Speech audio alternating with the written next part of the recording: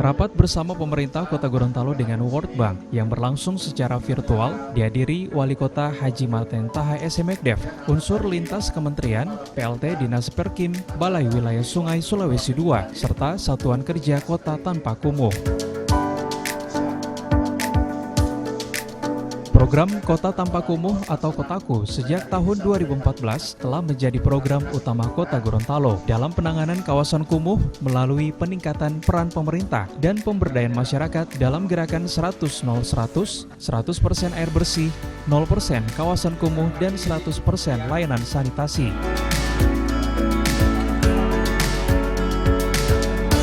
Sejak diterapkan tahun 2014 hingga tahun 2019, luas kawasan kumuh yang telah ditangani pemerintah Kota Gorontalo seluas 183,97 hektar atau 81,66% dengan penerapan pendekatan kolaborasi.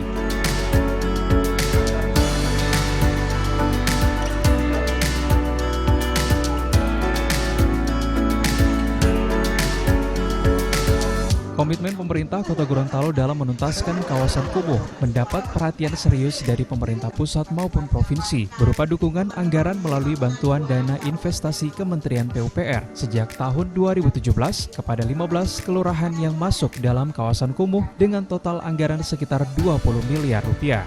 Luasan kumuh di Kota Gorontalo.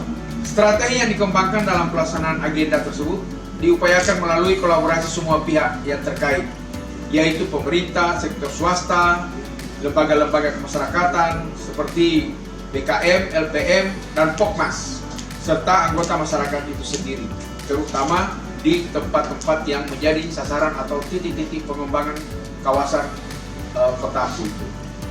Melalui penanganan kawasan kumuh ini, sampai dengan tahun 2019 yang lalu, pemerintah kota dan seluruh stakeholder terkait telah berhasil mengurangi luasan kumuh di Kota Gorontalo seluas 183,97 hektar atau setara kurang lebih 81,67% dari target. Sehingga akhir tahun 2019 luasan kumuh tinggal tersisa 41,3%.